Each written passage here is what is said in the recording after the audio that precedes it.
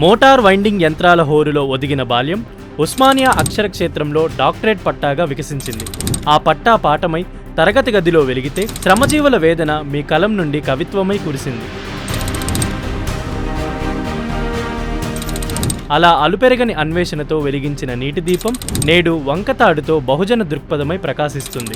శ్రమజీవుల స్వేదానికి అక్షర రూపమిచ్చి విద్యార్థినుల భావి కవులుగా తీర్చిదిద్దుతున్న అక్షర కృషివలుడు మన తండా హరీష్ గారికి స్వాగతం, సుస్వాగతం.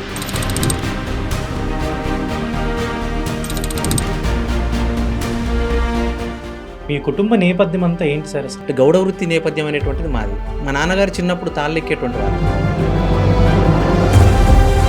ఒక సాధారణ మెకానిక్ కుటుంబం, రైతు కుటుంబం నుంచి మీరు ఇంత పిహెచ్డి లెవెల్కి ఎదిగారు కదా, మీ తల్లిదండ్రుల పాత్ర ఎలా ఉంది మీ మీద? వాళ్ళ నా కోసం కష్టపడుతున్నారు, వాళ్ళు నాకు మంచి బుద్ధులు చెప్తున్నారు. అంటే ఆ స్థాయిని కనుక వాడు ఊహించుకోగలిగితే, ఆ పిల్లవాడు ఊహించుకోగలిగితే ఖచ్చితంగా చదవగలుగుతాడు.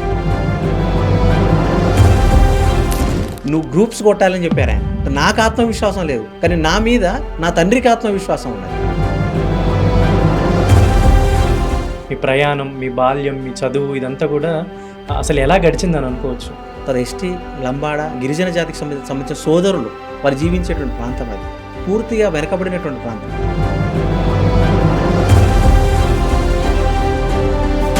చదువును ఏ రోజు కూడా నెగ్లెక్ట్ చేయకూడదు. చదువు అనేటువంటిది ఏ రోజుకైనా కూడా ఉపయోగపడుతుంది, ఏదో సందర్భంలో ఉపయోగపడుతుంది.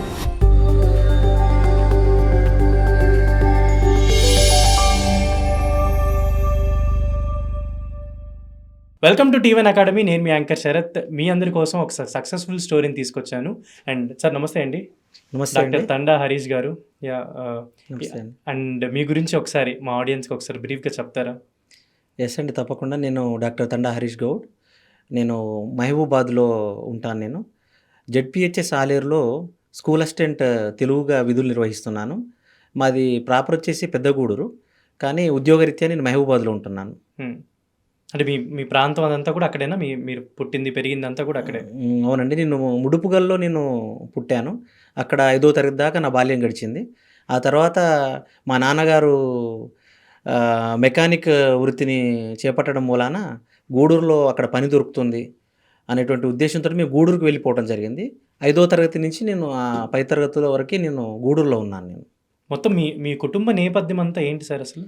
మా కుటుంబ నేపథ్యము ముఖ్యంగా చెప్పుకోవాలంటే మేము గౌడ్స్. అంటే గౌడ వృత్తి నేపథ్యం అనేటువంటిది మాది. మా నాన్నగారు చిన్నప్పుడు తాళ్ళెక్కేటువంటి వాళ్ళు, అమ్మ కూడా తండాల్లోకి వెళ్ళి కళ్ళమ్మేటువంటిది.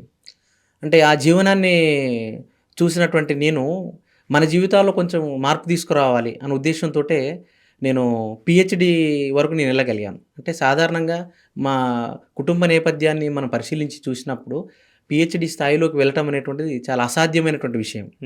కానీ మా అమ్మా నాన్నలు చాలా కష్టపడి వారు చేస్తున్నటువంటి పనిని చూసి ఒక రియలైజేషన్ వచ్చిన ఆ లోపల నేను చదువుకుంటే మనం బాగుపడతామనే ఉద్దేశంతో నేను ఉస్మానియా దాకా వెళ్ళి పిహెచ్డి చేయడం అనేటువంటిది జరిగింది. అంటే మళ్ళీ ఇంకో విధంగా చెప్పాలంటే వ్యవసాయ కుటుంబ నేపథ్యం. ఓకే, ఇటు వ్యవసాయ కుటుంబ నేపథ్యము, అంటే పెద్దగా ఏమీ ఎకరాలు ఏమీ భూమి లేదు, మధ్యతరగతి కుటుంబమే. నాన్న మోటార్ వైండింగ్ చేసేటువంటి వారు. అంటే అమ్మేమో కళ్ళం మీద. ఆ తర్వాత ఏం చేశారు నాన్న, ఒకరోజు ఆశ్చర్యకరమైన సంఘటన ఏంటంటే వ్యవసాయ బావి దగ్గర మోటార్ ఖరాబ్ అయింది. ఆ ఖరాబ్ అయినటువంటి సందర్భంలో ఒక మెకానిక్ను పక్క ఊరు అన్నారం నుంచి పిలిపించారు. పిలిపించిన సందర్భంలో నాన్న పెద్దగా చదువుకోలేదు, పెద్ద బాలకృష్ణ చదివాడు. వీధి బళ్ళల్లో చెప్పేటువంటిది ఉంటుంది కదా, అక్కడ చదివారు. నాన్న ఏమనుకున్నారంటే మెకానిక్ను మనం పక్కూరు నుంచి పిలిపించడం ఎందుకు, నేనే మెకానిక్ నేర్చుకోవచ్చు కదా అనేటువంటి ఒక దృఢ సంకల్పం అనేటువంటిది మా నాన్నగారిలో అప్పుడే ఉంది. పెద్దగా చదువుకోకున్నా కూడా ఆయన మెకానిక్ వృత్తి నేర్చుకొని గూడూరుకు ఒక విధంగా చెప్పాలంటే వలస వచ్చినట్టే. అది అటు ఒక ప్రాంతం నుంచి దగ్గర ప్రాంతం ఇంకో ప్రాంతం వలస వచ్చినట్టే. అక్కడికి వెళ్ళి జీవన విధానం కోసం, పొట్టకూటి కోసం ఆయన అక్కడికి రావడం జరిగింది. మేము గూడూరులో స్థిరపడటం జరిగింది. అయితే ఒక సాధారణ మెకానిక్ కుటుంబం, రైతు కుటుంబం నుంచి మీరు ఇంత పిహెచ్డి లెవెల్కి ఎదిగారు కదా, మీ తల్లిదండ్రుల పాత్ర ఎలా ఉంది మీ మీద? వాస్తవంగా చెప్పాలంటే నా తల్లిదండ్రులు పెట్టిన భిక్ష. అంటే తల్లిదండ్రుల కష్టాన్ని కనుక నేటి యువతరం కనుక అర్థం చేసుకుంటే ఖచ్చితంగా వాళ్ళు సక్సెస్ బాటలోకి వెళ్ళేటువంటి అవకాశం ఉంటుంది. అంటే నేటి యువతరంను నేను చెప్పేటువంటి మాట ఏంటంటే తల్లిదండ్రుల యొక్క పాత్ర అనేటువంటిది చాలా గొప్పగా ఉంటుంది. కాబట్టి వాళ్ళని గమనించాలి. చదువుకునేటువంటి సందర్భంలో నా తండ్రి ఇప్పుడు ఏం పని చేస్తూ ఉంటాడు, నా తల్లి ఇప్పుడు ఏం చేస్తూ ఉంటుంది, ఎక్కడ కూలి చేస్తూ ఉంది, నా తల్లి అక్కడ కూలి చేస్తుంది కాబట్టి ఇక్కడ నేను చదువుకుంటున్నాను. ఆ డబ్బులతోటి నేను ఇక్కడ చదువుకుంటున్నాను. వాళ్ళు నా కోసం కష్టపడుతున్నారు. వాళ్ళు నాకు మంచి బుద్ధులు చెప్తున్నారు. అంటే ఆ స్థాయిని గనక వాడు ఊహించుకోగలిగితే, ఆ పిల్లవాడు ఊహించుకోగలిగితే ఖచ్చితంగా చదవగలుగుతాడు. నా తల్లిదండ్రుల పాత్ర చాలా గొప్పది. మా నాన్నగారు ఏమనేవారంటే, "చదువుకోవటమే చాలా గొప్ప ఆయుధం." ఆయన పెద్దగా చదువుకోకున్నా గూడా. ఆయనన్నారు నేను డీఎస్సీ జాబ్ కొట్టిన తర్వాత ఆయన ఏమన్నారంటే, "ఇది నీకు సరిపోయేది గాదు. నువ్వు గ్రూప్స్ కొట్టాలని" చెప్పారాయన. నాకు ఆత్మవిశ్వాసం లేదు. కానీ నా మీద నా తండ్రికి ఆత్మవిశ్వాసం ఉన్నది. అది నా తండ్రి గొప్పతనం. అంటే నా కొడుకు ఏదైనా సాధించగలుగుతాడనేటువంటిది ఆయన చూపటము, ఆయన చెప్పినటువంటి విధానాన్ని నేను పాటించడము, చాలా అంటే చిన్నప్పటి నుంచి కూడా మధ్యతరగతి కుటుంబమైనా కూడా ఏ లోటు చేయలేదు. అంటే విద్యకు సంబంధించిన విషయంలో కూడా ఆయన అన్ని ఖర్చు పెట్టాడు. ఇంకొక విషయం ఏందంటే మన తల్లిదండ్రులకు ఉన్నటువంటి గొప్పతనం ఏంటంటే ఏ రోజు కూడా వాళ్ళు స్కూల్‌కొచ్చి చూడరు వాళ్ళు. అదే. స్కూల్‌కొచ్చి పట్టించుకోరు. కానీ మనకై మనమే వాళ్ళ కష్టాన్ని మనం తెలుసుకొని మనం చదువుతా ఉంటాం మనం. అంటే నా తల్లి గృహిణి. గృహిణి అయినప్పటికి కూడాను ఆమె చాలా తెలివి కలిగినటువంటి ఆమె. ఎట్లా ఉంటుందంటే నాన్నగారు మెకానిక్ పని చేసి తీసుకొచ్చిన డబ్బులో, లేకపోతే వ్యవసాయం పని చేసి తీసుకొచ్చిన డబ్బులను ఆమె ఆర్థికంగా ఆమె కుటుంబాన్ని ముందుకు తీసుకుపోవడానికి ఆమె ఎంతో నేర్పరితనంతో ఆమె వ్యవహరించేది. అంటే మనం ఆలోచిస్తే అంత సాధారణ కుటుంబ నేపథ్యం నుంచేటువంటి వ్యక్తులకు ఇంత తెలివి ఎలా వస్తుంది అని మనం ఆలోచించినప్పుడు వాళ్ళు కన్నబిడ్డలుగా మనం ఇంకింతో స్థాయికెళ్ళాలి అనేటువంటి ఉద్దేశంతోటి చదువుకోవడం జరిగింది. ఇంత దూరం నేను ప్రయాణం చేయటం జరిగింది. అయితే గూడూరు స్కూల్ దగ్గర నుంచి ఉస్మానియా యూనివర్సిటీ వరకు గూడా మీ ప్రయాణం, మీ బాల్యం, మీ చదువు ఇదంతా గూడా అసలు ఎలా గడిచిందని అనుకోవచ్చు? అసలు గూడూరు అనేటువంటిది దాని గురించి మనం గుర్తు చేసుకుంటే అది ఏజెన్సీ ప్రాంతం అది. హ్మ్. వాస్తవంగా మా చుట్టుప్రక్కల ఉండేటువంటి వాళ్ళందరూ కూడాను ఎస్టీ కోయ, తర్వాత ఎస్టీ, లంబాడ, గిరిజన జాతికి సంబంధించిన సోదరులు వాళ్ళు జీవించేటువంటి ప్రాంతం అది. పూర్తిగా వెనకబడినటువంటి ప్రాంతం. ఆ ప్రాంతం లోపల మా నాన్నగారు నాకు గొప్ప చదువు చెప్పించారు నాకు.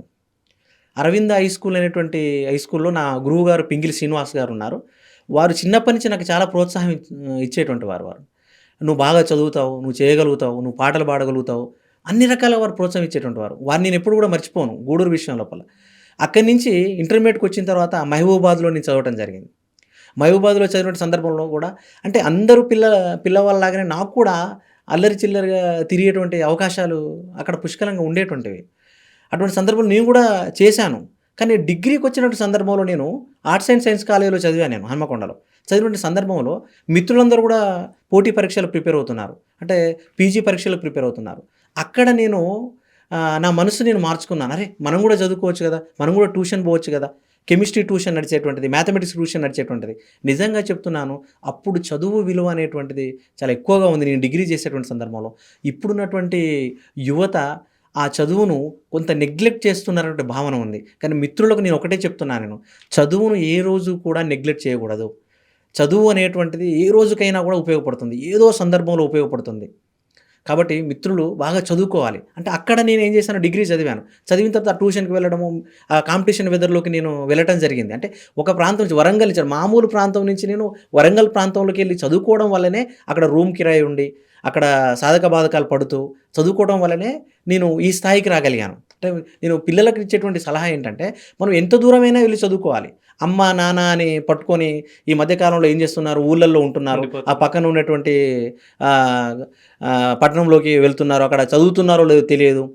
చాలా రకరకాలైనటువంటి వ్యసనాలకు వాళ్ళు లోనవుతున్నారు. ఇట్లా పిల్లలు చాలా రకాలుగా ఇబ్బందులకు గురవుతున్నారు. అంటే ఈ ప్రస్థానం లోపల మనం చూసినట్లయితే అక్కడి నుంచి మళ్ళీ నేను పీజీ వచ్చేసి నేను ఫిజిక్స్‌లో పీజీ చేశాను నేను. అది డిస్కంటిన్యూ చేశాను.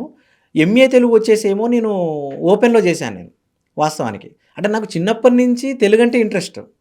కానీ నేను మ్యాథమెటిక్స్ ఎందుకోసం చదివానా అని ఆలోచించినప్పుడు ఈ సమాజం కోసం చదివానా అనిపిస్తుంది. ఎందుకంటే నువ్వు ఏం చదువుతున్నావు అంటే నేను మ్యాథమెటిక్స్ చదువుతున్నాను, నేను ఫిజిక్స్ చదువుతున్నాను అని చెప్పుకుంటే అది గొప్ప అనిపిస్తుంది.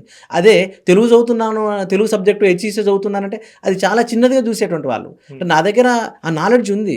కానీ నేను ఎంపీసీ చదివింది కేవలం నా కోసం కాదేమో అనిపిస్తుంది. అప్పుడప్పుడు నేను అనుకుంటూ ఉంటాను. నేను ఎవరికైనా చెప్పేటప్పుడు సలహా ఇస్తుంటాను. నీకు ఏది ఇష్టమైన సబ్జెక్ట్ ఉంటే దాన్ని చదువు. అది హెచ్ఈసీనా, అది సిఈసీనా, అది ఎంపీసీనా అది చదువు. అంతేగాని ఎవరి కోసం నువ్వు చదవకు అని చెప్తా ఉంటాను. అయితే నాది ఎంపీసీ కంప్లీట్ అయింది. కంప్లీట్ అయిన తర్వాత ఇక్కడ నేను బీఎడ్ కూడా పూర్తి చేశాను. ఆ సందర్భంలోనే తెలుగు కూడా ఎంఏ తెలుగు ఓపెన్‌లో పూర్తి చేశాను. నాకు డీఎస్సీ రాసేటువంటి అవకాశం తెలుగులో కూడా నాకు వచ్చింది. బాగా సాగింది. అయితే అసలు మీరు ఉపాధ్యాయుడు అవ్వాలని చెప్పని అసలు ఎలా ఎవరు ప్రేరేపించారు? అండ్ అంతేకాకుండా ఈ వృత్తి వైపు రావడానికి కారణం ఏంటి అసలు? కారణం ఏంటంటే నేను చిన్నప్పుడు తెలుగు సబ్జెక్ట్‌ను బాగా ఇష్టపడేవాడిని. అంటే స్వయం పరిపాలన దినోత్సవం అనేది మనకు నిర్వహిస్తూ ఉంటారు స్కూళ్ళల్లో. హ్మ్. హ్మ్. ఆ నిర్వహించిన సందర్భంలో నేను తెలుగు సబ్జెక్ట్‌ని నేను తీసుకొని టీచర్‌గా యాక్ట్ చేశాను. అది యాక్ట్ చేసినప్పుడు ఏమనిపించేది అనంటే, అబ్బా! నేను తెలుగు టీచర్ అయితే బాగుండు అనేటువంటి ఇన్స్పిరేషన్ ఉండేది. వెంకటరామ నరసయ్య గారు అనేది నా గురువు గారు. ఈరోజు నేను తలుచుకుంటున్నాను. ఆయన ఇప్పుడు లేరు. ఆయన స్వర్గస్థులయ్యారు. ఛందస్సు చెప్పేది. ఎంత అమోఘంగా చెప్పేది ఛందస్సు అంటే అసలు ప్రతి పిల్లవాడికి అర్థమయ్యేది. ఆ ఛందస్సును చూసి నేను కూడా నేర్చుకొని ట్రిక్స్ చెప్పేవాడు ఆయన. అంటే యమాత రాజబానస అనేటువంటి ఒక సూత్రం ఉంటే దాన్ని తీసుకొచ్చి ఎస్ ఇవన్నీ ఉంటాయి కదా, భరణ భవరు ఉంటాయి. దాన్ని సింపుల్గా భజస ఎరత వనమ అనే ఒక చిన్న సూత్రం ద్వారా ఛందస్సును అర్థం చేయించాడు. అబ్బా! అంటే తెలుగులో ఇంత గమ్మత్తు ఉంటుందా? అంటే తెలుగు పద్యాలు కూడా చాలా చక్కగా పాడేవాడు. అది నాకు ఇన్స్పిరేషన్‌గా తీసుకొని నేను టీచర్ కావాలి, తెలుగు టీచర్ కావాలని నేను అనుకున్నాను. అంటే నేను మ్యాథమెటిక్స్ కంప్లీట్ చేసినప్పటికీ నేను తెలుగు ఎంఏ పూర్తి చేసి పీహెచ్‌డీ కూడా తెలుగులో చేశాను నేను. ఇప్పుడు నేను తెలుగు సబ్జెక్ట్‌నే బోధిస్తున్నాను. అయితే చాలా కార్పొరేట్ ఉద్యోగాలు, ప్రైవేట్ ఉద్యోగాలు వచ్చినప్పటికీ ఈ టీచర్ వృత్తిని, ఉపాధ్యాయ వృత్తిని ఎందుకు మీరు ఎంచుకోవాలనుకున్న రీజన్ ఏంటి? రీజన్ ఎందుకంటే ఉపాధ్యాయుడు అనేటువంటి వాడు ఇంకొక పౌరుణ్ణి సమాజానికి అందించగలుగుతాడు. మంచి పౌరుణ్ణి సమాజానికి అందించగలుగుతాడు. వేరే వేరే వృత్తులలో ఎలా ఉంటుందంటే తను బతకడం కోసము, తనకి డబ్బులు బాగా సంపాదించుకోవడం కోసము, రకరకాలైనటువంటి కీర్తి ప్రతిష్టల కోసము అవన్నీ ఉపయోగపడొచ్చు గాక. అందులో మంచి ఉంది. దాన్ని నేను కాదనను. కానీ ఉపాధ్యాయ వృత్తిలో ఎలా ఉంటుందంటే నలుగురికి మనం విద్యను బోధించినప్పుడు, ఆ నలుగురు గనక ఇంకొక నలుగురిని తయారు చేసినప్పుడు, ఆ సమాజానికి అది మేలు అయినప్పుడు ఖచ్చితంగా నేను ఉపాధ్యాయుడిగా నిలబడతా. ఉపాధ్యాయుడిగా నేను ఆర్థికంగా చితికిపోవచ్చేమో, ఉపాధ్యాయుడిగా నేను డబ్బులు సంపాదించకపోవచ్చునేమో, కానీ కార్పొరేటీకరణలో డబ్బులు ఎక్కువ రావచ్చేమో, సాఫ్ట్వేర్లు ఎక్కువ రావచ్చేమో, కానీ నేను ఒక మంచి విద్యార్థిని తయారు చేశాను, మంచి విద్యార్థిని సమాజానికి అందించానటువంటి ఒక దృక్పథం నాకు నిలబడుతుంది కదా, ఆ ఆలోచన విధానం నాకు ఉంటుంది కదా. కాబట్టి చిన్నప్పటి నుంచి నేను ఉపాధ్యాయుని కావాలి అనేటువంటి విధంగానే టీటీసీ రాశాను. టీటీసీ 3 సార్లు రాశాను. పుస్తకాలన్నీ కూడా లైన్ కొట్టి చదివేటువంటి వాడిని. కానీ అక్కడ నా అనుభవం సరిపోలేదు. కానీ బీఎడ్ రాసినప్పుడు డిఎస్సి రాసినప్పుడు నాకు అక్కడ ఉన్నటువంటి నాలెడ్జ్ పనిచేసింది. అక్కడ నేను ఓటమి సాధించాను, కానీ డిఎస్సిలో విజయం సాధించాను. దీని ద్వారా నేను నేర్చుకున్న పాఠం ఏంటంటే మనం కష్టపడుతూ పని చేస్తూ పోయినప్పుడు ఒకరోజు ఓటమి రావచ్చు, కానీ ఖచ్చితంగా విజయం అనేది ఇంకొక పాయింట్ దగ్గర నీ కోసం వేచి చూస్తూ ఉంటుంది. అయితే ఇప్పుడు గవర్నమెంట్ జాబ్ అయినా ప్రభుత్వ ఉద్యోగాలైనా సాధించడానికి చాలా కష్టం అయిపోయింది. ఇప్పుడు ఒక యుద్ధం లాగా అయిపోయింది అనమాట. కానీ మీరు అంటే ఈ ప్రాసెస్ ఇదంతా మీరు పడిన కష్టం, మీ ప్రిపరేషన్ ఇదంతా ఎలా ఉండేది? ఒక ఉద్యోగం సాధించాలి అనుకున్నప్పుడు ఖచ్చితంగా ప్రణాళిక అవసరం. నేటి రోజులలో ఇప్పుడు యుద్ధం లాగా ఉంది అంటున్నారు, అది వాస్తవమే. ఎందుకంటే పోస్టుల సంఖ్య తక్కువగా ఉంటుంది, పోటీ పడే వాళ్ళ సంఖ్య ఎక్కువగా ఉంటుంది. ఇంకొకటి ఏంటంటే సిలబస్ పరిధి అనేటువంటి చాలా పెంచారు. ఇప్పుడు ఒకప్పుడు మేము ప్రిపేర్ అయినప్పుడు ఇప్పుడు సిలబస్ పరిధికి చాలా వ్యాస్ట్గా ఉంది, అది చాలా పెంచేశారు. ఇటువంటి సందర్భాల్లో ఏంటంటే ఒక ప్రణాళికాబద్ధంగా ప్రిపేర్ కావాలి, సిలబస్ను మొత్తం పూర్తి చేయటం. తర్వాత మనం ఇంట్లో ఉండి చదువుతాము, అక్కడే ఉండి చదువుతామంటే వీలు పడదు. ఎందుకంటే ఏదో ఒక పని ఉంటుంది, రకరకాలుగా మన ఇంట్లో ఇబ్బందులు పడుతూ ఉంటాం. అదే బయట స్టడీ సెంటర్స్ ఉన్నాయి, ఎంతోమంది స్టడీ సెంటర్స్ చదువుతున్నారు, యూనివర్సిటీల్లో చదువుతున్నారు, రాత్రనక పగలనక కష్టపడుతున్నారు. వాళ్ళందరినీ మనం చూసినప్పుడు ఖచ్చితంగా ఈ రోజుల్లో ఉద్యోగం సాధించాలంటే ప్రణాళిక అవసరం. నేను ప్రిపేర్ అయినప్పుడు కూడా ఉస్మానియా యూనివర్సిటీలోనే ప్రిపేర్ అయ్యాను. ఉస్మానియా యూనివర్సిటీ ఉండే లైబ్రరీలో నేను ప్రిపేర్ అయ్యాను. ఉస్మానియా యూనివర్సిటీ దగ్గర ఫిజిక్స్ కెమిస్ట్రీ ల్యాబ్స్ ఉంటాయి. ఈ లైబ్రరీ టైము ఒక 10 అట్లా అయిపోయిన తర్వాత అక్కడ ల్యాబ్ దగ్గర లైట్స్ ఉంటాయి మనకి, అక్కడికి వెళ్ళి కూడా ప్రిపేర్ అయ్యేది. విషయం ఏంటంటే రివిజన్. ఏ ఉద్యోగానికైనా మనం చదివిన సిలబస్ను బాగా రివిజన్ చేసుకున్నాం అనుకోండి, ఖచ్చితంగా ఉద్యోగం సంపాదిస్తాడు. ఒక 6 నెలల శ్రమను కనుక పెట్టినట్లయితే, ఒక 6 నెలలు ఈ మీడియాకు, ఈ ప్రపంచానికి అన్నింటికీ దూరమైనట్లయితే ఖచ్చితంగా ఉద్యోగం సాధించవచ్చు. అయితే మీ ప్రిపరేషన్ ప్లాన్, ఈ స్ట్రాటజీ అంతా ఇలా ప్లాన్ చేసుకోవడానికి కారణం ఏంటి సార్? అంటే ఎలా ఈ స్ట్రాటజీని మీరు బిల్డ్ చేయగలిగారు? ఎలా బిల్డ్ చేయాలంటే మా గూడూరు ప్రాంతంలో అంతకుముందు డిఎస్సి రాసినటువంటి వాళ్ళని నేను చూశాను. చూసినప్పుడు టీచర్ అయినటువంటి వాళ్ళు ఉన్నారు. వాళ్ళని చూసినప్పుడు నాకు అనిపించింది, అంటే నేను టీచర్ ఎందుకు కాకూడదని చెప్పేసి. అప్పుడు వాళ్ళు ఏం చేసేవాళ్ళు, ఒక రూమ్ తీసుకొని మంచిగా ఒక 3-4 కూర్చొని వాళ్ళు ప్రిపేర్ అయ్యేటువంటి వాళ్ళు, ఆ సబ్జెక్ట్ మీద డిస్కస్ చేసేటువంటి వాళ్ళు. నాకు అప్పుడు బీఎడ్ లేకుండా కూడా నేను వాళ్ళ దగ్గరికి వెళ్ళి ఆ సబ్జెక్ట్ నేను డిస్కస్ చేసేవాడిని. టీటీసీ ప్రిపేర్ అయ్యేవాడిని కదా, కాబట్టి అది డిస్కస్ చేసేవాడిని. అక్కడి నుంచి నాకు ఆ ప్రిపరేషన్ ఎలా ప్రిపేర్ కావాలి, ఈ కాంపిటీషన్‌కి నేను సరిపోతానా లేదా, కాంపిటీషన్ వేరు, ఎగ్జామ్ రాయటం మన పరీక్షలు మామూలుగా పాస్ అవ్వడం కోసం రాయటం వేరు. ఈ 2 ఎంటైర్‌లీ డిఫరెంట్. కాంపిటీషన్‌కి పోయినప్పుడు చాలా లోతైన అవగాహన అవసరం. ఉండాలి. అవును. ఎగ్జామ్ రాసేటప్పుడు మనకు దానికి సంబంధించిన విషయం వరకు తెలిస్తే సరిపోతుంది. పాస్ మార్కులు వచ్చేస్తాయి మనకి. అంటే ఆ విధానాన్ని నేను అక్కడి నుంచి తీసుకున్నాను. అంటే నా సీనియర్ సంబంధించినటువంటి వ్యక్తులు ఎవరైతే ఉన్నారో వాళ్ళు ఉద్యోగాలు సంపాదించిన వాళ్ళ దగ్గర నుంచి ఇన్స్పిరేషన్ తీసుకొని నేను ఈ ప్రణాళికని సిద్ధం చేసుకున్నాను. అయితే మార్కెట్‌లో చాలా రకాల పుస్తకాలు, అనేక వందలు, వేల పుస్తకాలు ఉన్నప్పటికీ మీరు కొన్నిటిని ఎంచుకొని వాటి మీదే మీరు చదువుకోవడం అనేది ఎలా? అంటే దేన్ని బేస్ చేసుకొని మీరు అలా ఎంచుకున్నారు? వాస్తవంగా 2012లో డీఎస్సీ జరిగినప్పుడు, 2009లో డీఎస్సీ జరిగినప్పుడు ఈ రెండింటి మధ్య చాలా తేడా ఉంది. 2009లో స్కూల్ బుక్స్‌లో నుంచి ఇచ్చేవారు. 2012లోకి జేఎల్ సిలబస్ ఇచ్చారు. అంటే జూనియర్ లెక్చరర్‌కి సంబంధించిన సిలబస్ ఏదైతే ఉందో అది ఇచ్చారు. అక్కడ మరి ఏం ప్రిపేర్ కావాలి అనేటువంటి ఒక డైలమాలో పడిపోయారు అందరూ. అటువంటి సందర్భంలో ఒకటి ఏంటంటే తెలుగు సాహిత్య దీపిక అనేటువంటి ఒకటి, ప్రశ్నోత్తర కౌముది అనేటువంటి ఒక బుక్. ఈ 2 పుస్తకాలు మాత్రమే మార్కెట్‌లో అవైలబిలిటీ ఉన్నాయి. ఇప్పుడున్నటువంటి ప్రపంచంలో చాలా పుస్తకాలు వచ్చాయండి. చాలా తెలుగు పుస్తకాలు వచ్చాయి. చదువుకోదలుచుకుంటే యూట్యూబ్‌లలో కావచ్చు, రకరకాలటువంటి మాధ్యమాల్లో కావచ్చు, యాప్స్‌లలో కావచ్చు చాలా ఉన్నాయి. మనకున్నయి కేవలం ఆ 2 పుస్తకాలే. నేనేం నమ్ముతానంటే ఎంట్రన్స్ ప్రిపేర్ అతను ఏం చేయాలి అనంటే పక్కాగా ఏదైతే పుస్తకాలను ఎంపిక చేసుకుంటాడో ఆ 2 పుస్తకాలను చాలా చక్కగా రివిజన్ చేస్తూ చదవాలి.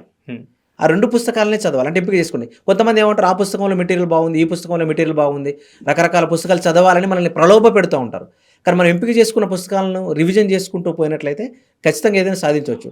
ఉదాహరణకి ఏంటంటే పర్స్పెక్టివ్ ఎడ్యుకేషన్ కోసం ఇప్పుడు రాఘవేంద్ర సిరీస్ అని ఒకటి వచ్చిందండి కొత్తగా.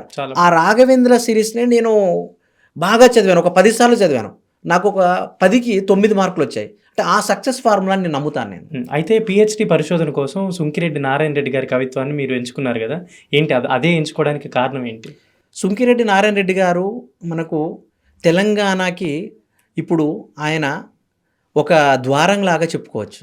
ఎందుకు అనంటే ముంగిలి అనేటువంటి ఒక సాహిత్య చరిత్రను తీసుకొచ్చాడు తెలంగాణకు సంబంధించినటువంటి. ఆ సాహిత్య చరిత్రను తీసుకొచ్చి కవులు ఎవరైతే ఉన్నారో ప్రాచీనమైనటువంటి తెలంగాణ కవులను ఏం చేశాడు అనంటే ఆయన పుస్తక రూపంలోకి తీసుకొచ్చాడు. అక్కడ నేను ఇష్టపడ్డాను ఆయనను. తెలంగాణ మాండలికంలో కవిత్వం రాస్తాడు ఆయన. దాలి అనేటువంటి పుస్తకం లోపల ఆయన తెలంగాణ మాండలికను ఉపయోగించాడు. తావు అనే పుస్తకంలో తెలంగాణ మాండలికను ఉపయోగించాడు. ఆయనకు తెలంగాణ భాష పట్ల, సంస్కృతి పట్ల ఆయన గౌరవం ఉంది. కాబట్టి అలాంటి వ్యక్తిని మనం ఎంపిక చేసుకోవాలి. ఖచ్చితంగా ఆయన పీహెచ్డీ చేయాలని డాక్టర్ ఎస్ రఘు గారి యొక్క గైడెన్స్ లోపల ఆయన గైడ్గా వ్యవహరిస్తే నేను పీహెచ్డీ చేయడం జరిగింది. అయితే ఒక పక్కేమో ఉపాధ్యాయ వృత్తి, ఇంకో పక్కేమో సాహిత్యం. ఈ రెండింటిని ఎలా బ్యాలెన్స్ చేస్తూ మీరు లైఫ్ని లీడ్ చేశారనుకోవచ్చు? ఒక వరలో ఇమ్మడనటువంటి విషయాలు. ఎందుకంటే ప్రతి మనిషి కూడా ఈ రోజుల్లో చాలా స్ట్రెస్కి ఫీల్ అవుతూ ఉన్నాడు. అంటే ఈ రోజుల్లో స్ట్రెస్ అనేటువంటి చాలా మహమ్మారిలాగా మారిపోతా ఉంది. వాస్తవం. కవిత్వాన్ని, సాహిత్యాన్ని 2 పక్కన బ్యాలెన్స్ చేసుకోవాలి అని అంటే దానికోసం మనము ఒక ప్రణాళిక అనేది అవసరం మనకి. అంటే దేన్ని ఎంత స్థాయి వరకు తీసుకోవాలి. ఈ కవిత్వము, సాహిత్యం కంటే జీవితం గొప్పదని భావిస్తాను నేను. మన జీవితాన్ని మనం సరిదిద్దుకుంటూ పోతూ, మనల్ని మనం కాపాడుకుంటూ పోతూ కవిత్వానికి టైం కేటాయించాలి. అదేవిధంగా స్కూల్ అవర్స్కి కూడా కేటాయించాలి. మనం చేసేటువంటి ఇతర పనులకు కూడా కేటాయించాలి. అంటే నేనేమంటాను, ఒక సాహిత్యకారుడు నేనేమనుకుంటున్నానంటే మిగిలిన సాహిత్యకారులు కూడా దీన్ని పాటించవచ్చు, పాటించకపోవచ్చు కాక మన ఆరోగ్యం ముఖ్యం. ఎందుకంటే మీరు బ్యాలెన్స్ అనే పదం వాడారు, చాలా కీలకమైనటువంటిది. నేను కూడా చాలా ఇబ్బందులకు లోనవుతున్నాను, కానీ అప్ అండ్ డౌన్స్ అవుతూ ఉన్నాయి. కానీ తప్పనిసరి పరిస్థితుల్లో వాటిని ఒక ప్రణాళికబద్ధంగా నేను వెళ్ళటం జరుగుతుంది. అంటే మనకి కవిత్వం అనేటువంటిది వచ్చినప్పుడే రాయటం, అంటే కవిత్వాన్ని పట్టి కూర్చొని రాయాలి, ఇది వస్తువు తీసుకోవాలనేటువంటిది ఏమీ లేదు. కవిత్వం రాసేటప్పుడు మనకు ఆ అంశం మీద మనకు కనుక రాయాలనిపించినప్పుడు మన లోపల అది కనుక బాగా ఇబ్బంది పెట్టినప్పుడు దాన్ని పేపర్ మీద పెట్టేయడమే. స్ట్రెస్ ఉండదు. మీ మొదటి కవిత్వం ఏంటండి? మొదటి కవిత పల్లె జీవితం అనేటువంటి కవిత రాశానండి 2012లో. ఆ సందర్భంలో మా ఇంగ్లీష్ సార్ ఉండే, నేను స్కూల్ అసిస్టెంట్గా పనిచేసినప్పుడు. వాస్తవంగా నేను స్కూల్ అసిస్టెంట్గా వచ్చిన తర్వాతనే, అంటే నేను ఒక జాబ్ కొట్టేంత వరకు నేను పాట పాడేటువంటి వాడిని, సాహిత్యం వినేటువంటి వాడిని. కానీ జాబ్ కొట్టిన తర్వాత సెటిల్ అయిన తర్వాతనే నేను ఇటువైపు రావడం జరిగింది. నేను నేటి యువతకి ఇచ్చేటువంటి సూచన ఏంటంటే, మీ దగ్గర టాలెంట్ ఉండొచ్చు, అన్ని రంగాల్లో మీరు ముందుకు వెళ్ళండి, కానీ ఎట్ ద సేమ్ టైం మీరు ఖచ్చితంగా జాబ్ సంపాదించేటువంటి వైపుగా, లేకపోతే ఇంకో ఏదో ఉపాధి సంపాదించేటువంటి వైపుగా మీరు అడుగులు వేయాలి. అడుగులు వేసిన తర్వాతనే మీరు ఈ రంగాల్లోకి రావాలి. ఎందుకంటే ఈ సాహిత్య రంగాలు ఒక్కొక్కసారి మనకు బువ్వబెట్టేటి కాదు ఇవి. ఇంకా ఒక్కొక్కసారి ఇబ్బంది పెట్టేటువంటి అవును, సందర్భాల్లో అవును, కూడా అవును. ఉంటాయి. దీన్ని నమ్ముకొని కూడా మనం ఇబ్బందులకు గురవుతాం. ఈ మధ్య కాబట్టి రాసిన కవిత ఏంటి? ఈ మధ్య రాసిన ఈ మధ్య నేను పిట్టగూడు అనేటువంటి కవితా హ్మ్. సంపుటిని తీసుకొచ్చాను. హ్మ్. అది ఆవిష్కరించుకున్నాం అది. ఓకే. అంటే పల్లె జీవితం నుంచి పిట్టగూడు వరకు. అంటే కవితలు రాసేటప్పుడైనా వీళ్ళకేంటంటే ఆలోచన ధోరణి పెరుగుతూ ఉంటదనమాట పోయే కొద్దీ. యెస్. స్టార్టింగ్ ఉన్న దానికి ఇప్పుడున్న దానికి చాలా వేరియేషన్ వచ్చేస్తది. యెస్. ఎలా ఆ ఆలోచన శైలి ఎలా మార్పొచ్చిందని అనుకుంటారు మీరు మీలో? ఏంటంటే కవిత్వం రాయటం అనేటువంటిది ఏంటంటే, కవిత్వం రాయటం లోపల ఏమైతుందంటే మనం కూడా మారిపోతాం. అవును. ఎందుకంటే నేను నాగపూర్‌లో నేను పాఠశాలలో పనిచేస్తున్నప్పుడు ఒక అమ్మ బఠానీలు అమ్మేటువంటి అమ్మ ఉండేటువంటిది అక్కడ. ఆమెకు 60 సంవత్సరాలు ఉంటాయి. ఆమె వచ్చి బఠానీలు అమ్ముతూ ఉంటది. ఆమెను చూస్తే వాళ్ళ కొడుకులు వాళ్ళు పట్టించుకునే పరిస్థితి లేదు. కానీ ఆమె ఏంటమ్మా అని ఒకసారి ప్రశ్నించిన. అయ్యా నా కొడుకులు నన్ను బాగా చూసుకోరు. నేను ఈ బఠానీలు అమ్ముకుంటా, ఈ పాపడాలు అమ్ముకుంటే నాకు జీవితం అని చెప్పన్నది. అప్పుడు నేను అనుకున్నా అసలు ఆ అమ్మ అంత కష్టపడుతుందా జీవితాన్ని అలా ముందుకు తీసుకెళ్తుంది కదా! నేను ఇంత ఉద్యోగం ఉన్నది, ఇంత అదున్నది నాకిక. నేను ఎందుకు స్ట్రెస్‌గా ఫీల్ కావాలి? నేను ఇంకా సాధించొచ్చు కదా! ఇంకా ముందుకెళ్ళొచ్చు కదా! అని ఒక ఆత్మవిశ్వాసం అనేటువంటిది వచ్చింది. అప్పుడు ఆ అమ్మ మీద ఏం రాశానంటే నేను, ఏ విశ్వవిద్యాలయంలో ఎదురుపడని పాఠ్య ప్రణాళిక ఆమె జీవితం అని రాశాను. పిల్లలు ఆమె దగ్గర బఠానీలు కొంటారు. నేను కొంచెం ఆత్మవిశ్వాసం అప్పు తెచ్చుకుంటా అన్నాను. అలా నేను నా చుట్టూ జరుగుతున్న పరిస్థితులను చూసి నేను కవిత్వం రాశాను నేను. అలా కవిత్వం రాయటం లోపల నేను మమేకమైపోయాను నేను. రొట్టెలమ్మలని బంజారా తల్లుల మీద కవిత్వం రాశాను నేను. అంటే నా చుట్టూ జరుగుతున్న పరిస్థితులు నేను కవిత్వం చేశాను. అంటే నా లోపల చుట్టూ జరుగుతున్న పరిస్థితులే అలజడి రేపి కవిత్వం రాయించాయి. అయితే వస్తువుల్ని వర్ణించే స్థాయి దగ్గర నుంచి ఇప్పుడు సమాజ దృక్పథం, బహుజన దృక్పథం వైపు ఎలా మళ్ళారు మీరు అసలు? నీటి దీపంలో వస్తువులకు సంబంధించిన విషయాలు మాత్రమే నేను రాశాను. ఇన్బాక్స్‌లోకి వచ్చేసరికి కొంత మా గౌడ జీవితాన్ని రాశాను. ఆ తర్వాత గాలి లేని చోటలో నేను మరో చెట్టు పుట్టుక కోసం అనేటువంటి కవిత రాశాను. దాన్ని పత్రికల్లో అచ్చయి వచ్చిన తర్వాత నాకేమనిపించిందంటే, మన జీవితాన్ని ఇంకా మనం రాసుకోవచ్చు కదా! మన జీవితాన్ని మనం గాక ఎవరు రాసుకుంటారు? అంటే మన గౌడ జీవితాన్ని, మన గౌడ జీవితంలోని కష్టాలను, మన సంస్కృతిని, మనం వాడే పనిముట్లను, మనం తాళ్ళని ఏ విధంగా పిలుచుకుంటాము, మనం రాజకీయ పరంగా ఎలా ఉన్నాము, రేపు మనం ఎలా ముందుకెళ్ళాలి, ఇటువంటి అంశాలను ఎవరు రాస్తారు? మనం రాయాలి కదా! అనే ఉద్దేశంతోటి నేను మన జీవితాన్ని రాయటం జరిగింది. అది బహుజన దృక్పథం అని మనం అనుకుంటా ఉంటాం. వాస్తవంగా మన జీవితాలు ఇది బహుజనమా లేకపోతే ఇంకో వాదమా అనక ముందే అసలు ఎవరి జీవితాన్ని వాళ్ళు ఖచ్చితంగా చెక్ చేసుకోవాల్సిన అవసరం ఉంది. ఎందుకంటే నేను నిజం చెప్తున్నాను, నీటి దీపం నుంచి పిట్టగూడు వరకు నేను 5 పుస్తకాలు రాశాను కవిత్వం మీద. కానీ వంకతాడు అనేటువంటి పుస్తకం రాసినటువంటి తర్వాత నేను హాయిగా నిద్రపోయాను నేను. ఎందుకంటే నా జీవితానికి సంబంధించిన మూలాలు నేను కవిత్వంగా చేశాను. ఒక కవిగా నేను చాలా గర్వపడ్డాను నేను. ఎందుకు గర్వపడ్డానంటే నా జీవితాన్ని నేను కవిత్వం చేశాను నేను. నా జీవితం గురించి రాశాను. నా తాతల గురించి రాశాను. నా తండ్రుల గురించి రాశాను. ఎంతో కష్టపడి తాటి చెట్టు నుండి కింద పడి రోజు ఒక యుద్ధంలాగా చేసుకుంటూ కళ్ళు తీస్తున్నటువంటి నా గౌడ సోదరుల గురించి నేను కవిత్వం రాశాను. అందుకోసం నేను చాలా గర్వపడ్డాను. ఇంకా మా బహుజన జీవితం గురించి కవిత్వం రాస్తాను. ఇంకా యువకులు కూడా కవిత్వం రాస్తున్నారు. కవిత్వానికి చాలా మంచి రోజులు ఉన్నాయి. అయితే ఇప్పుడు మీరు చెప్పిన నీటి దీపం కానీ, వంకతాడు కానీ ఇలా అన్నీ చూసుకుంటే కూడా ఒక సామాజిక నేపథ్యము లేదంటే ఏదో ఒక వేదన కనిపిస్తుంది. ఏంటి అది? వేదన గురించి ఎందుకు ముఖ్యంగా దాని గురించే తీసుకోవాల్సిన అవసరం ఏమొచ్చిందని అంటారు? ఎందుకంటే మన చుట్టూ ఉన్నటువంటి పరిస్థితులు మనల్ని మనలా జీవించనీయట్లేదు. అటువంటి పరిస్థితుల్లోంచి కవి ఏం చేస్తాడు? ఖచ్చితంగా సమాజం గురించి ఆలోచిస్తాడు. సమాజంలో ఏం జరుగుతుంది అంటే సమాజాన్ని కవి వాక్యాలు పూర్తిగా మారుస్తాయా? కానీ ఆలోచన రేకెత్తిస్తాయి. ఒక చిన్న ఆలోచన రేపు సమాజాన్ని నిలబెడుతుంది, వ్యక్తులను నిలబెడుతుంది. కాబట్టి ఖచ్చితంగా మనం ఈ సమాజం గురించి ఆలోచించాలి. కాబట్టి కవిత్వంలో సమాజం గురించినటువంటి ఆలోచనలే వస్తాయి. సామాజిక దృక్పథం అనేది కవికి మొదట అవసరం. కేవలం అంటే గౌడ కులానికి సంబంధించినవే రాయడం అనేది అంటే సమాజం గురించి ఆలోచించాలి. సమాజంలో చాలా ఆస్పెక్ట్స్ ఉంటాయి కాబట్టి ఓన్లీ కేవలం దానికే మీరు ఎందుకు పరిమితం అయ్యారనుకోవచ్చు? అంటే పరిమితమేం కాలేదు. నేను గాలి లేని చోటలో రాసినప్పుడు నేను సామాజిక పరమైనటువంటివి మిగిలినటువంటి అన్ని విషయాలను నేను కవిత్వం చేశాను. ఇన్బాక్స్లోకి వచ్చినప్పుడు కరోనా గురించి రాశాను, ప్రేమ గురించి రాశాను, అభివ్యక్తి గురించి రాశాను. నీటి దీపంలో వచ్చినప్పుడు చాలా కార్పొరేట్ ఆసుపత్రులు చేసేటువంటి దుర్మార్గమైన పరిస్థితి గురించి ఎండగట్టాను. కుల దురహంకార హత్యల మీద నిరసనను తెలియజేస్తూ కూడా కవిత్వం రాశాను. కేవలం గౌడ జీవితానికి నేను పరిమితమేం కాలేదు. కానీ కవికి ఒక దృక్పథం ఉంటుంది. ఒకటి సామాజిక దృక్పథం అయి ఉంటుంది ఖచ్చితంగా. అంటే బడుగు బలహీన వర్గాల పక్షాన నిలబడ్డవాడే కవి. మొదటగా తన జీవితం, తన మూలాలను చూసుకుంటూ ఇతరులందరినీ కలుపుకుంటూ పోయేటువంటి తత్వం ఉండాలి. ఆ తత్వంలోనే నేను ముందుకెళ్తున్నాను. అయితే పాత తరం వాళ్ళు కొత్త కవులని వీళ్ళని ఎంకరేజ్ చేయరు అనేది ఒకటి మాట వినిపిస్తుంటది కదా! దాన్ని మీరెలా వర్ణిస్తారు సార్? అంటే ఎంకరేజ్‌మెంట్ ఎలా ఉంటది అని? అంటే పాత తరం వాళ్ళల్లో కొంతమంది ఉండొచ్చు గాక. ఎందుకనంటే, నాకు పెట్టుకున్న గండ పెండేరం నాకే ఉండాలి గానీ, నా శిష్యులకు గానీ, వాళ్ళకి వీళ్ళని రాకూడదనేటువంటి ఆలోచన ఉన్నటువంటి వాళ్ళు ఉన్నారు. హ్మ్. నేను అందుకే ఒక మాట రాశాను నేను. ఏమని రాశానంటే,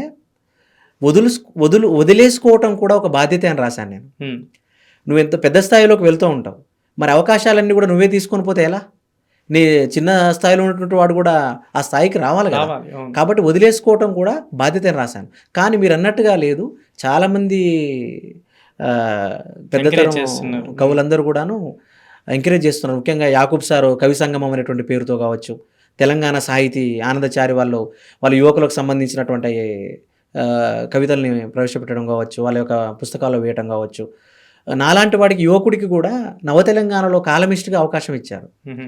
అందుకు ఆనందాచారి సార్‌ను, మోహనకృష్ణను, సలీమా మేడంగా నేను గుర్తు చేసుకోవాలి. అంటే సీనియర్‌లు ప్రోత్సాహం ఇస్తున్నట్టే కదా! అంతే. దాదాపుగా ప్రోత్సాహం ఇస్తున్నారు.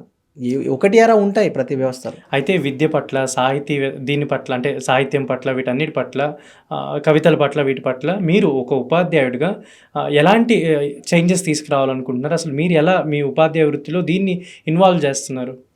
అంటే పిల్లల్లో కూడా నేను కవిత్వం రాసేటువంటి ప్రయత్నం చేపిస్తున్నాను. హ్మ్. ఎందుకంటే పిల్లలు ఇప్పుడు మీడియా ప్రభావం వల్ల చాలా రకాలుగా వాళ్ళు ఇబ్బందులకు గురవుతున్నారు. ఇంకోటేంటంటే వాళ్ళ వయసు కూడా కౌమార దశ. అవును. ఈ సందర్భంలో దారి తప్పేటువంటి అవకాశాలు ఎక్కువగా ఉంటాయి. ఒక లెసన్ లాగా రోజు చెప్తా ఉంటాం. దానికి తోడు కవిత్వాన్ని గనక లేదో కథను రాయమని చెప్పో, కవిత్వాన్ని రాయమని చెప్పి మనం చెప్పినప్పుడు ఆ పిల్లవాడు ఆలోచన శక్తి పెరుగుతది. పుస్తకాలు చదువుతాడు. గ్రంథాలయం వైపుగా వెళ్ళటం జరుగుతది. అటువంటి సందర్భంలో వాడికి తెలియకుండానే వాడిలో ఈ సమాజం గురించిన ఒక కాంక్ష అనేది రేకెత్తుతది. కాబట్టి నేను కవిత్వం అనేది పిల్లలతో రాపిస్తున్నాను. అంటే రాష్ట్ర స్థాయిలో కూడా కొన్ని బహుమతులు కూడా వచ్చాయి. అంటే బహుమతులు రావటం ప్రధానం కాదు. కానీ వాడి లోపల ఒక ఆలోచన రేకెత్తడం అనేటువంటిదే చాలా ప్రధానమైనటువంటి విషయం. దానికోసం నేను ఏం చేస్తానంటే తరగతి గదిలోకి వెళ్ళిన తర్వాత మీకు చుట్టూ జరిగేటువంటి ఏదైతే ఒక సన్నివేశం ఉందో దాన్ని తీసుకొని ఒక కథ రాయమని చెప్తాను వాళ్ళకి. ఒక 20 నిమిషాలు. వాళ్ళు ఆ సంఘటనలు ఆధారం తీసుకొని ఏదో రాసుకొని వస్తారు వాళ్ళు. అది కథ అని మనం అనలేము, కానీ వాళ్ళని ప్రోత్సహించినప్పుడు ఇది బాగుందిరా, ఇది ఇలా ఉందిరా అని ప్రోత్సాహం అందించినప్పుడు వాళ్ళు మంచి కథలు రాస్తారు, సమాజంలో మంచిగా నిలబడతారు. అలా నేను స్కూల్లో ప్రయత్నం చేస్తున్నాను నేను. అయితే ఇప్పుడున్న పోటీ ప్రపంచంలో విద్యార్థులకి చాలా అయోమయాలు ఉంటాయన్నమాట. వాళ్ళకి మీరు చెప్పే టిప్స్ కానీ, ఒక సక్సెస్ మంత్ర ఏదైనా ఫాలో అవ్వాలి అని అంటే మీరేం సజెస్ట్ చేస్తారు వాళ్ళకి? ఇప్పుడు పోటీ ప్రపంచంలో ఉండేటువంటి వాళ్ళు ఏంటంటే లాంగ్ టర్మ్ ప్రిపేర్ కావాలి. ఒకప్పట్లా వచ్చేటువంటి పేపర్స్ కాదు. పేపర్స్ యొక్క స్థాయి, ప్రశ్నలు అడిగేటువంటి స్వభావం చాలా పెరిగింది కాబట్టి వాళ్ళు చదివేటువంటి ఆలోచన కూడా మార్చుకోవాలి వాళ్ళు. అంటే కేవలము ఆ ప్రశ్నను ఇందులో నుంచి వస్తుంది, అందులో నుంచి వస్తుంది కాదు. అకాడమిక్ స్టాండర్డ్ బుక్స్ చదవాలండి. ఖచ్చితంగా పుస్తకాలు మీరు అన్నారు, అప్పుడు ప్రశ్న వేశారు, ఎందుకు మీరు కొన్ని ఎంపిక చేసుకుంటే అకాడమిక్ బుక్స్ చదువుతూనే ఏదైనా ఒకటి ప్రైవేట్ మెటీరియల్ చదవాలి. మనం కేవలం ప్రైవేట్ మెటీరియల్ మీద డిపెండ్ కాకూడదు. మనం అకాడమిక్ బుక్స్ను మనం చిన్నప్పటి నుంచి బాగా అవపోసన పడితేనే బాగుంటుంది. ఇంకో విషయం ఏంటంటే డిగ్రీ స్టాండర్డ్లో బాగున్నవాడు, పీజీ స్టాండర్డ్లో బాగున్నవాడు ఊరికైనా ఉద్యోగం కొట్టేస్తాడు. జేఆర్ఎఫ్ కొట్టేస్తాడు, పీజీ కొట్టేస్తాడు, పిహెచ్డీ కొట్టేస్తాడు, డిఎస్సి కూడా కొట్టేస్తాడు. నేను ఇచ్చే సలహా ఏంటంటే వాళ్ళు లాంగ్ టర్మ్ ప్రిపరేషన్ చేయండి, రివిజన్ చేయండి. ఎన్ని ఎక్కువ సార్లు చదివితే అంత మంచిది. అయితే గ్రామీణ ప్రాంతంలో వాళ్ళకి, అంటే మీకు ఇంత సుదీర్ఘ ప్రయాణం ఉంది కాబట్టి వాళ్ళకి ఇచ్చే సందేశం ఏంటి? ఆర్ఎల్స్ వాళ్ళకి మీరు ఏదైనా ప్రత్యేకంగా చెప్దాం అనుకుంటున్నారా? గ్రామీణ ప్రాంత విద్యార్థులకు కానీ యువకులకు కానీ నేను చెప్పేది ఏంటంటే, ఇప్పుడు ఎక్కడికో వెళ్ళి చదువుకోవాల్సిన అవసరం లేదు. పెద్ద పెద్ద ఇన్స్టిట్యూట్ల దగ్గరికి హైదరాబాద్కి వచ్చి అక్కడికి ఇక్కడికి చదవాల్సినటువంటి అవసరం లేదు. వారు యూట్యూబ్లో కానీ, యాప్స్లో కానీ, ఎక్కడైనా కానీ కూర్చొని చదువుకోవచ్చు. వాళ్ళు ఇంటి దగ్గరైనా కూర్చొని చదువుకోవచ్చు. నేను ఒకటే చెప్తున్నాను యువకులకి, చదువును వదలకండి. ఇప్పుడున్న పరిస్థితుల్లో చూస్తే ఇంటర్మీడియట్ స్థాయిలో ఆగిపోయేటువంటి వాళ్ళ సంఖ్య పర్సంటేజ్ పెరిగిపోతుంది. రేపు రాబోయేటువంటి రోజుల్లో చదువుకున్న వాడికే చాలా గౌరవం ఉంటుంది. ఇప్పుడు ఏమైపోయింది, మీడియా ఎఫెక్ట్ వల్ల చాలా చిన్న చిన్న ప్రలోభాలకు లోనే చదవటం మీద నెగ్లెక్ట్ చేస్తున్నారు. ఒక ప్రశ్నాపత్రం ఇచ్చి దాంట్లో ఉన్న ప్రశ్నలు రాయమంటే రాయలేని పరిస్థితిలో ఉన్నారు వాళ్ళు. రేపు వాళ్ళు మరి ఎటువైపు అడుగులు వేస్తారు? కాబట్టి చదవండి, చదువుకుంటేనే మంచి మార్గం వైపుగా అడుగులు వేస్తారు. అందుకే వివేకానంద చెప్పినటువంటి ఒక విషయాన్ని మనం గుర్తుపెట్టుకోవాలి. If you feel yourself strong, you will be strong. If you weak yourself weak, you will be weak. మనం బలవంతులమని భావిస్తే మనం బలవంతులుగానే ఉంటాం. మనం బలహీనులుగా భావిస్తే మనం బలహీనులుగానే మిగిలిపోతాం. కాబట్టి బలాన్ని పొందండి, చక్కగా చదవండి. థ్యాంక్ యూ సార్, చాలా చక్కగా వివరించారు. అండ్ ముగించే ముందు ఏదైనా మాకు కొన్ని కవితలు వినిపిస్తారని కోరుకుంటున్నాను సార్. ఖచ్చితంగా అండి. Thank you. మ్మ్. నేను రాసినటువంటి పిట్టగూడు అనేటువంటి కవితా సంపుటి నుండి మ్మ్. ఒక కవిత వినిపిస్తున్నాను. ఓకే అండి. కవిత పేరు జీవితం కేర్ ఆఫ్ సముద్రం. ఓకే. సముద్రంతో మాట్లాడాక కాస్త ఉపశమనం కలిగింది. ఎవరి మాటలు ఎవరికీ వినబడకుండానే ఎంత బాగా మాట్లాడుకున్నామో. బహుశా ప్రేమంటే అదేనేమో. మ్మ్. నన్నెప్పుడు తనలో దాచుకుందో కానీ తన దగ్గరికి వెళ్ళినప్పుడల్లా నన్ను నాకు ఇచ్చేస్తుంది. మళ్ళీ వెనక్కి వచ్చేటప్పుడు గుంజుకోవటం మాత్రం అస్సలు మర్చిపోదు. తన జ్ఞాపకాలకు గుర్తుగా ఫోటో దిగుతుంటా. అందులోనూ తన అందమే నన్ను వెనక్కి తోస్తుంది. అలల కురులేసుకొని ఎంత బాగా నవ్వుతుందో. సముద్రం జీవితం ఒక్కటే అంటే నేను అస్సలు ఒప్పుకోను. సముద్రం జీవితం ఒక్కటే అంటే నేను అస్సలు ఒప్పుకోను. జీవితంలోంచి సముద్రాలను వెళ్ళగొట్టే మంత్రం సముద్రం దగ్గరే ఉంది కాబట్టి. జీవితంలోంచి సముద్రాలను వెళ్ళగొట్టే మంత్రం సముద్రం దగ్గరే ఉంది కాబట్టి. చాలా డెప్త్ అనిపిస్తుంది sir. And thank you so much. Me success స్టోరీని, మీ జీవిత ప్రయాణాన్ని మాకు వివరించినందుకు థ్యాంక్ యూ సో మచ్ అండి. ధన్యవాదాలు సార్. T1 ఛానల్కి ప్రత్యేకంగా ధన్యవాదాలు. థ్యాంక్ యూ అండి.